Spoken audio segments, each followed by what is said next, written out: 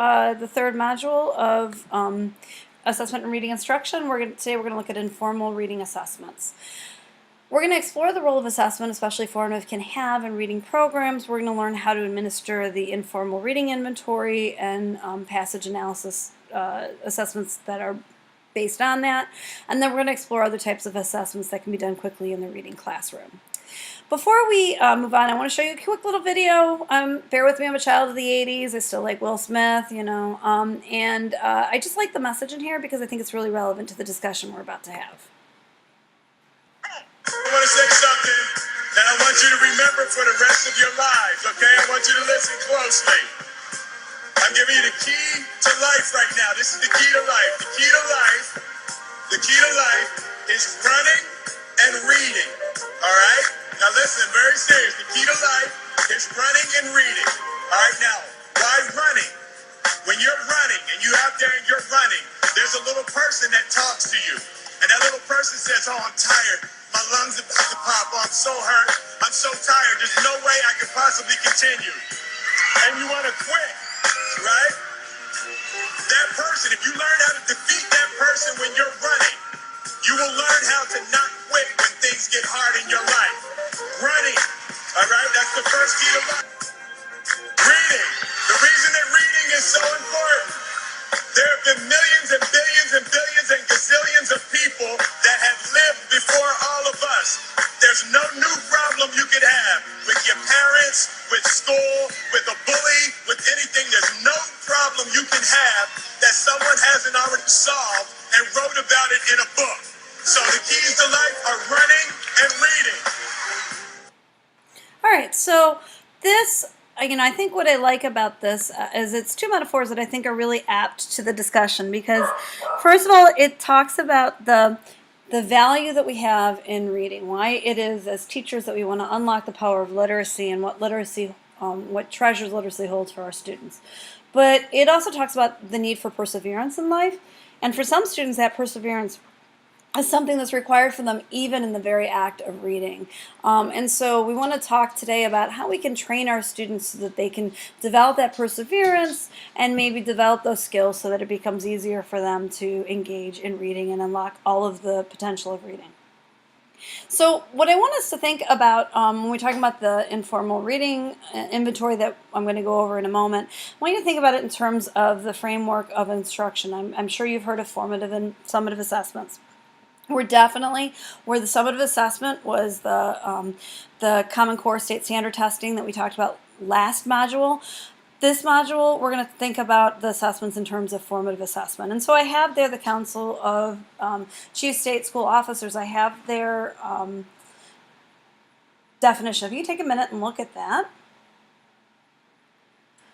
What matters here is to understand that formative assessments are a process and it's not just a test. And that it's not just used by the teachers, it's also used by the students. That these formative assessments take place during instruction, and they provide assessment-based feedback to the student and the teachers to help them to figure out how to improve the student's achievement of an intended curricular goal. So those are really key ideas when we're talking about formative assessment. Okay. So one formative assessment that I'm going to talk about is the informal reading inventory, and just to give you a sense of just how popular they are and how many resources are available for you if you were to choose to go with an IRI. I wanted to show you, I went onto Amazon the other day, clicked up informal reading inventory, and I was able to get 88 possible results, 88 possible programs for me to bring into a classroom. Obviously, not all of those programs would be appropriate for every grade level. I would still need to look at them. But the idea of an informal reading inventory is that it's a sequence of graded passages in which the teacher is attempting to find the student's independent, instructional, and frustration level reading levels. It has two components to it. The student reads a passage orally while the teacher is marking mistakes that she hears. And then there's some short comprehension questions that are given after the reading. So those are the two key aspects of the IRI.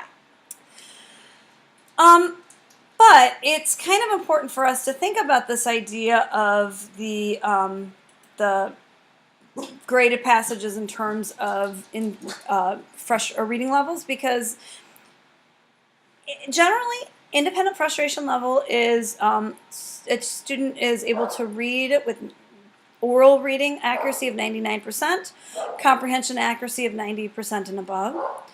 If a student is believed to be at an instructional level, they're reading at a 95 to 90%, 98% accuracy orally with a 75% accuracy in the comprehension questions.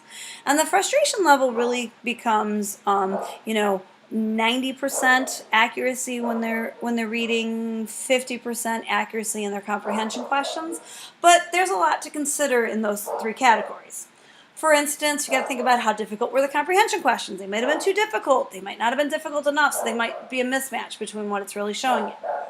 You might think about the amount of support a teacher is planning to give the reader, the student interest, and whether the text can be a stretch text or not.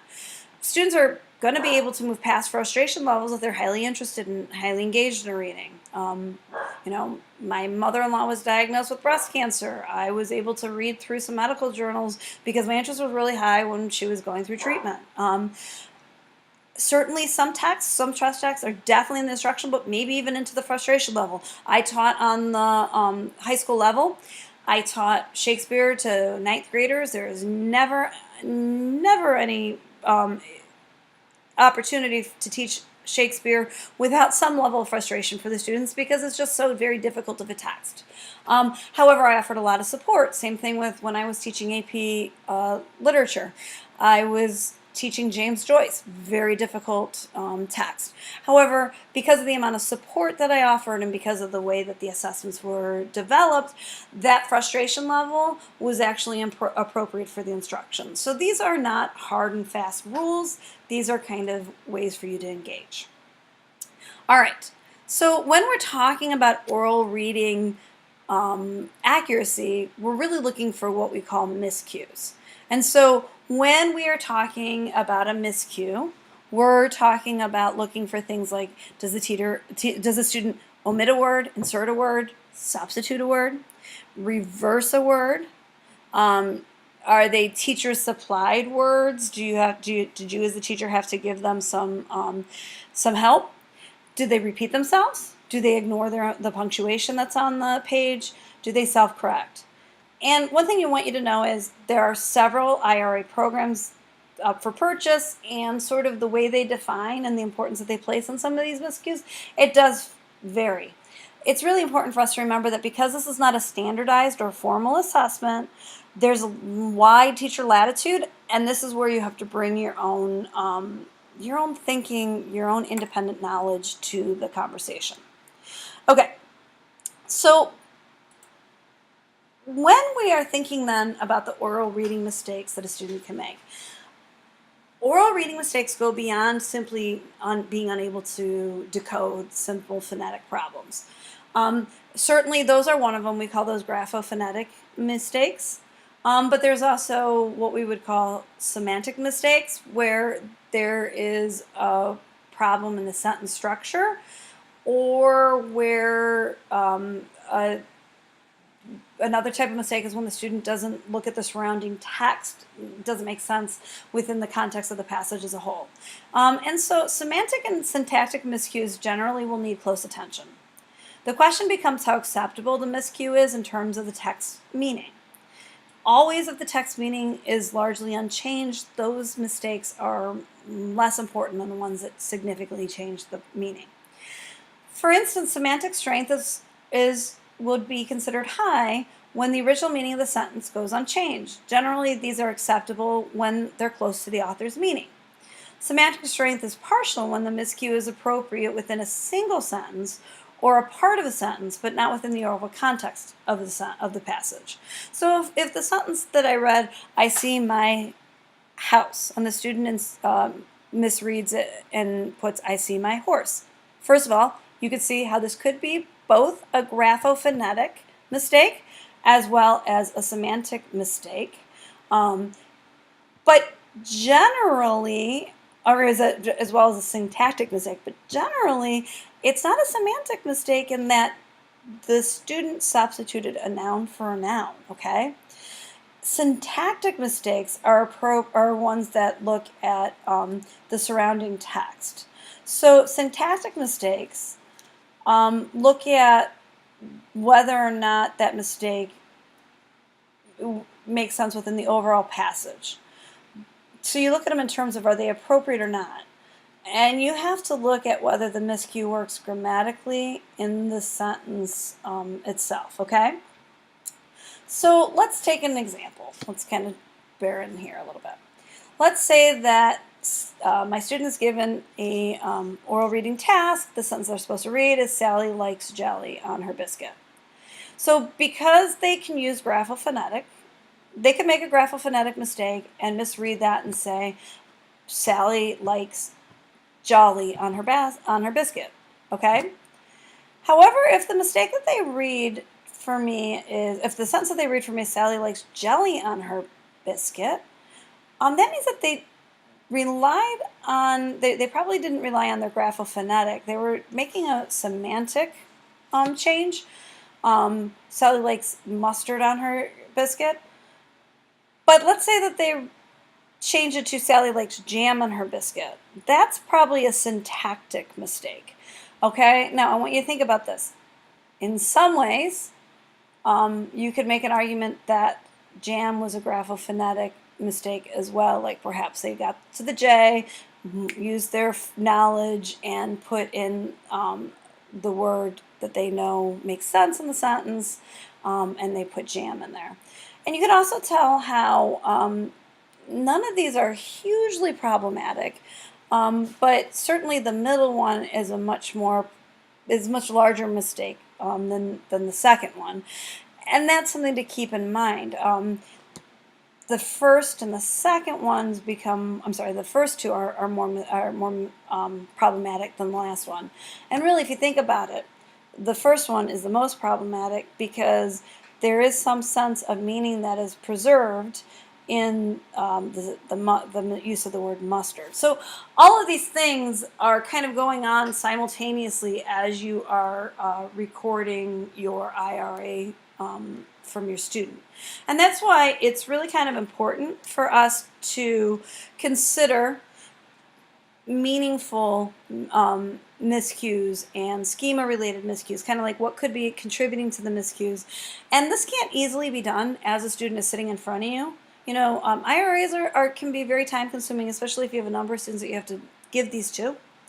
And so they're very time-consuming, which is why they don't happen every day in a reading classroom. And I think it's really a good idea for you to get into the habit of recording those so that you can go back in when the student isn't in front of you and kind of dig a little bit deeper into what's going on. So when you are looking at the miscues and the mistakes, I want you to think about whether or not there's meaningful miscues or schema-related miscues. Meaningful miscues preserve the meaning of the sentence. The meaning of the sentence does not change. Schema-related miscues, the meaning of the sentence has changed, but it's somewhat related. So let's go back to the mistake that we had before. Graphophonetic would be neither a meaningful miscue or a schema-related miscue. That is just a miscue, straight out wrong. When we think about the response mustard, that could be schema related. It changes the meaning of the word, but it's related, and it's probably the student drawing on their own life experiences and maybe their own preferences. What do they like to put on a biscuit, or what have you? Or what do they think people put on biscuits? And the other one, syntactic, would be what we would call a meaningful miscue, meaning that the meaning of the sentence really has gone largely unchanged. And so, you can see how some mistakes are more problematic and would require more attention than others. As skilled readers, we probably engage in a number of meaningful miscues in any given reading session that we might have. All right, so after the students have read their passage orally when given an IRI, the next step is that the teacher asks them a couple of comprehension questions, and these are scored as well. So each, the passage is scored based on the number of words, the number of miscues, and so what we have here then in the scoring for the comprehension questions is that the comprehension questions generally ask the students questions about three things: the characters, the setting, and the events. That's pretty typical. Some of them are going to be harder than others. Obviously, as you get into IRAs for upper level students, it's going to be different than those for kindergarten, first grade type of thing. Let me show you. This is one reading inventory. This is no endorsement of the reading inventory, but I like this video because it really does show you how to administer the informal reading inventory so you can see what it looks like.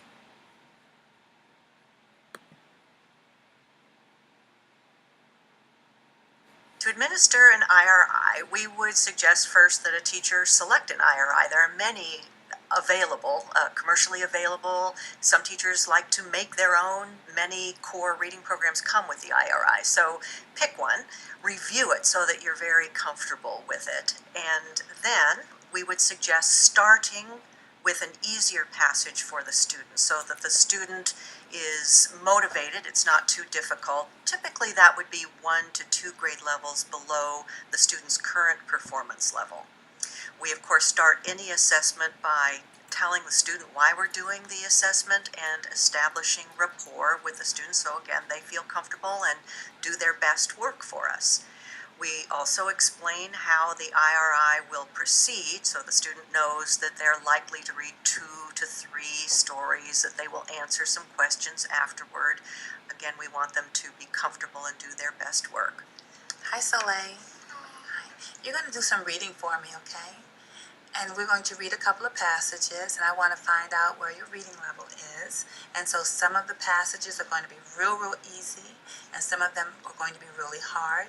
And if you come to words that you don't know, I'll tell you. But when you get to the real hard one, I'll just say stop.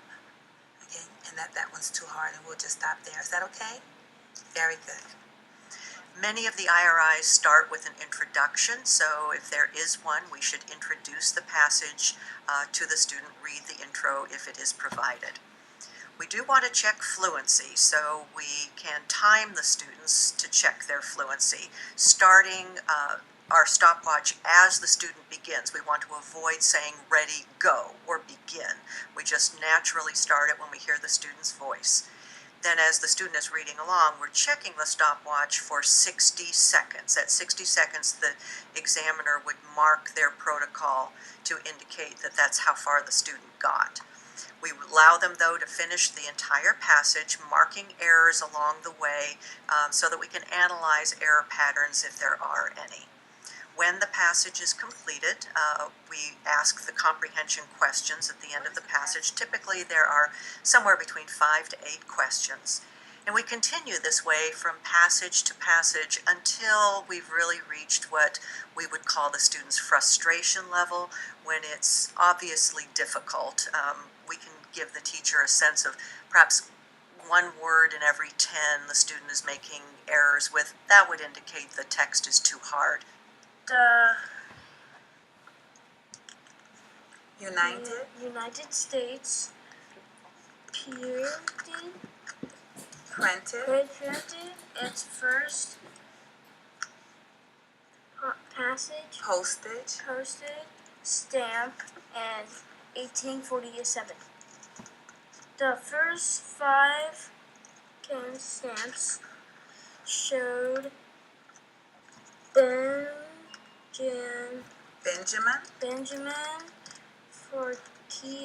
Franklin. Let's stop here. You can stop an informal reading inventory at any point where frustration is reached. You do not have to go through an entire passage. Okay, so that's what it would look like if you were to give an informal reading inventory. Now, these are programmatic, and so, there's some value in purchasing those. There's definitely some value because, especially with the comprehension questions, things like that, these are definitely an option. However, the value of the IRI is not limited to these purchase programs that are leveled and can give you very specific scoring guidelines to get to the instructional, independent, and frustration reading levels. And the fact of the matter is for many of us, we're in situations where regardless of where the student's instructional level is, let's take content area classes. The student has to read what they have to read in that class, right? And so what we start to develop is how can we use what the IRI gives us as a way to get us some benefit that can maybe help us to scaffold the reading for our students so we can better understand what might be happening. And so, I'm sorry, I can't get this to go for some reason. Okay, so what has been developed are these running records, informal reading assessments that are developed where you track for error analysis, much the way that the IRAs are. But they're not necessarily kind of leveled in the way the IRI is with very specific percentages and things like that. What happens when you give a running record is the teacher will record errors, miscues, and corrections. Coding will include crossing out words that are missed, analyzing fluency and prosody, noting meaningful and schematic related miscues, and basically giving general impressions. These include graded word lists, so it might not be a whole text passage. You can use them for an oral reading of a current class text. But what you want to make sure is if you choose to administer an informal reading assessment of this kind to follow reading records, what you want to make sure that happens is you have a copy of the passage for the student, you have a copy of the passage for yourself, okay? All right. The nice thing that this allows you to do, rather than simply looking at percentages for the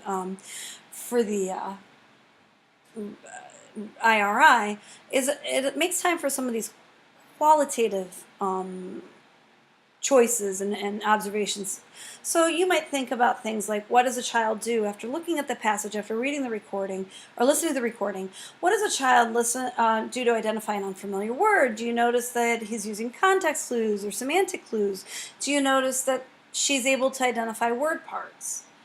You might look at when or how does the student deploy phonics? Is it something that they're overusing? Is there a pattern to the miscues? Then you want to think about how fluent or natural is the reading. Is it choppy letter by letter? Is it choppy word by word? Right? Those are different problems. Does the child read on punctuation?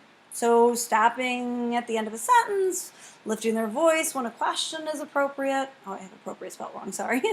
And does the child pause and check for understanding on his or her own? So those are all things that you can think about in terms of a like subjective, qualitative aspect to what you're observing.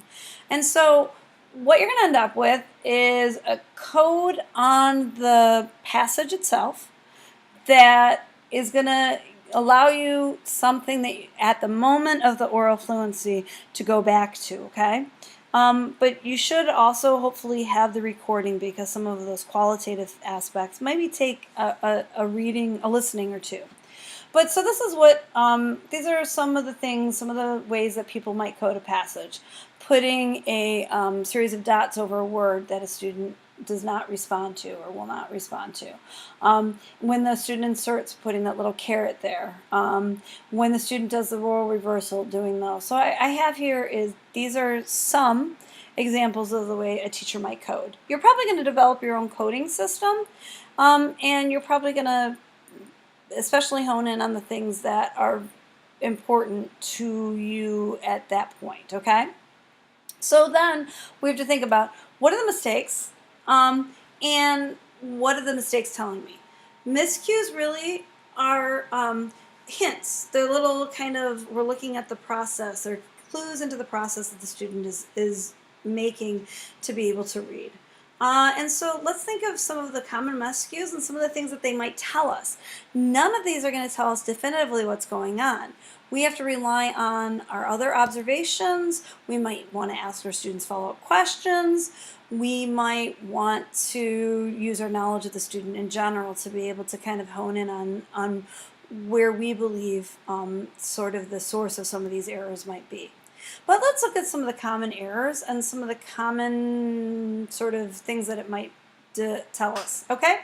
So if a student does not respond, you call the student up, want them to do this informal reading inventory or a running passage, reading passage, and they don't respond. This could mean a couple of things. Could mean that the reader has little word attack skill. They don't know how to begin. They don't know they don't feel comfortable with the passage, so they just kind of stop. They don't have that perseverance. It could be that they're relying on their sight reading, and they're not really, there's not a lot of sight words that they know.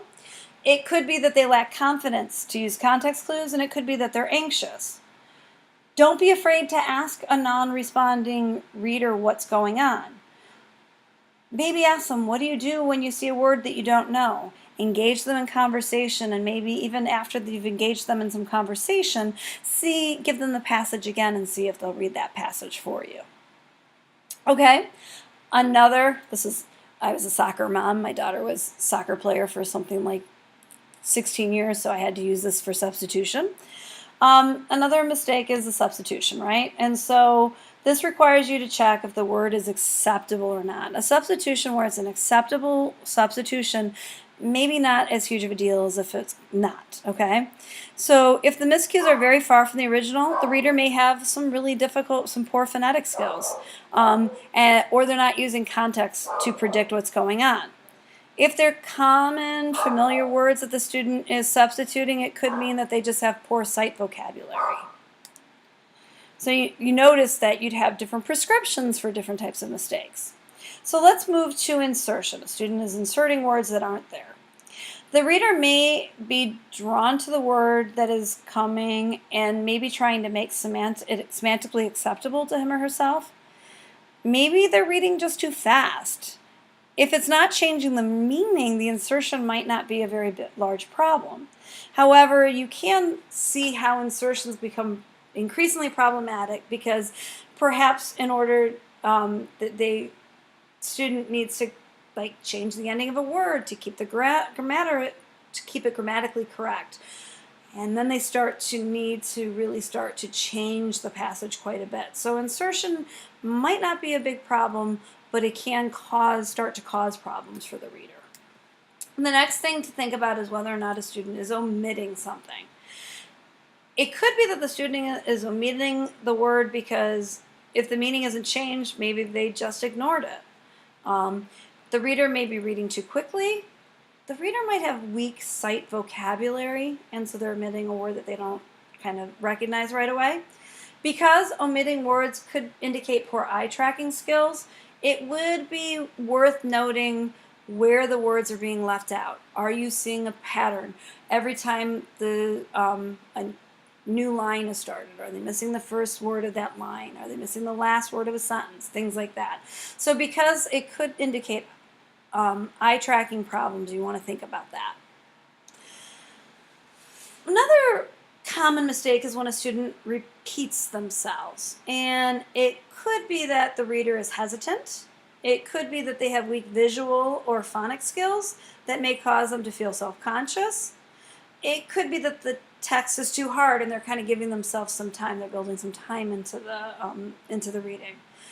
Again, observe when repetition happens. Perhaps it's always just before a difficult word and that tells you that the reader is preparing for that difficult word. If it comes at the end, the reader may not realize that he is not tracking their space on the page enough, and that could be what's causing the repetition. So you want to start to see if there's any patterns to that as well. And the next one is correction. Good corrections show that the reader is aware of the meaning. If they are frequent, the student may be reading too quickly, perhaps visually drawn to the shape of the word for some reason.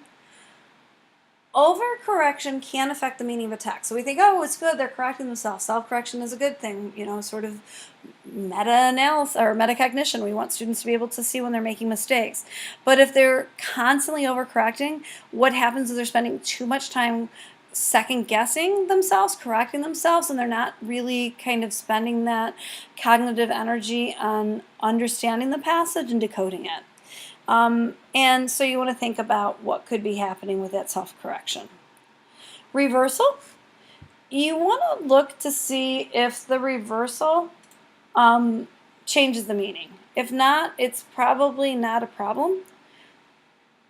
Though reversals could cause other errors. It could change the grammar, could require some new endings again in order to stay grammatically correct. Small, high-frequency words often have reversals that affect meaning. For instance, if they're reversing the letter WAS when the word on the page was saw, or if they read on when the word on the page is no, you want to point these out to the reader so that they can hopefully start to become aware of those themselves. Okay? Hesitation, I put the gears up here, could figure out what would be a good visual for hesitation, but I put the gears up here because I think what happens when a student's hesitating is we're kind of seeing their gears working in their head. And a hesitation can tell us that the learner is lacking confidence, that they have weak visual or phonetic skills that are forcing the hesitations. Maybe the text is too difficult. This might actually be an unavoidable problem. As I mentioned before, content-oriented classrooms, things like that. What I want you to think about when you notice hesitation is observe when this happens. Before a tricky word, maybe they're preparing for that word. At the end or the start of a line, maybe they have poor eye tracking and they need a moment to figure out what they're supposed to be reading physically on the page. The value, though, in all of this miscue analysis is not to look at what is being read, so it's not about recording the mistakes, just record the mistakes. When I was a reporter, I remember I had a editor who had a file of all of our mistakes. Never called us in to talk about patterns that they saw in the mistakes, to ask us about the mistakes, to give us any kind of mini coaching on problematic mistakes. Just kept that folder of mistakes. That is not what we're trying to do when we're talking about running records or we're talking about IRIs. What we are looking for is how is the reader going about their reading? What are they doing to decode and make sense of the words on the page, the text on the page? All right, so that's the lecture for this week. Let me talk to you a little bit about what I want you to do. So what I have loaded on Leo for you, is, I gotta get it open here for you. Loaded on Leo is a miscue analysis assignment. The miscue analysis assignment is going to be worth 20 points. This is all on Leo. I mean, obviously, if you've gotten to this video, you've gotten this as well. But what you're going to do is you're going to create your own kind of running record. You're going to create your own miscue analysis. This is one that you are free to use if those are the categories that you want to use. Most running records have a part that is completed as a student is reading to kind of track those miscues, and then some observations that might be made afterwards. And so obviously, because we're not doing a recording, I'm going to be giving you some written records. You probably won't be able to do the observations. So what's going to happen is you're going to create your own miscue analysis chart like that.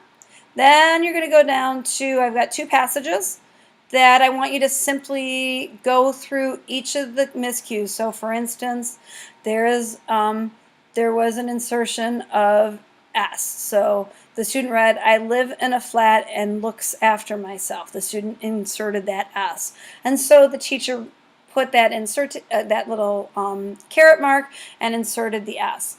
So what you're going to do is you're going to record all of those miscues and you're going to analyze them. And you're going to do this for 2 passages. The third passage, it's going to get a little bit trickier.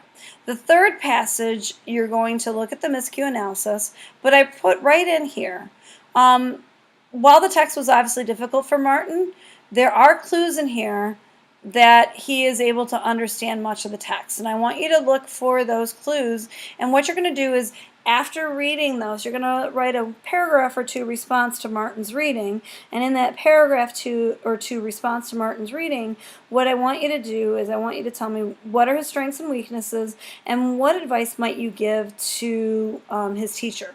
In order to aid you with that, I imagined that you wouldn't be able to get those kind of observational pieces, so I gave you the observational pieces to the miscue analysis chart to help you to see if that kind of confirms you're doing detective work when you're doing these types of, when you're doing a running record or something like that. And so this gives you a little bit more clues to go with. All of these things then I want you to put into an electronic digital copy, upload it on Leo so that I can see your work. I can see the analysis charts for all 3 passages. I can see your response to Martin's reading. Just for your own sort of record, I gave you a couple of passages that I thought would, especially those of you, sometimes it's hard to find appropriate passages when working with older students. There are so many resources available when working with younger students that I thought that I would give a few passages that you could feel free to download and use if you'd like to use these in your case study. A couple of passages are included in there. So that's the work for this week, okay? And then what I'm going to do is I've uploaded a chapter from Reading Specialists, which is a book by Rita Bean, really looking specifically at people that become reading resource teachers in schools, literacy coaches, things of that focus, which maybe some of you are interested in pursuing. I actually love the entire book. I found it extremely useful, but Chapter 9 was very relevant to this particular course, so I'm going to upload that. This, however, doesn't have to be read. Because these next 2 weeks are looking at some specific types of assessment, I thought we could work on them together. So while this is uploaded for this week, and there will be a forum, it will also be included in next week's module, which means that you have 2 weeks to do this, which also gives you a little bit of time, frees you up a little bit of time so that you can really focus a little bit more on the on your field case study. All right. Well, thank you very much. I hope everybody has a good week, and see you for our next module, which will be looking at fluency.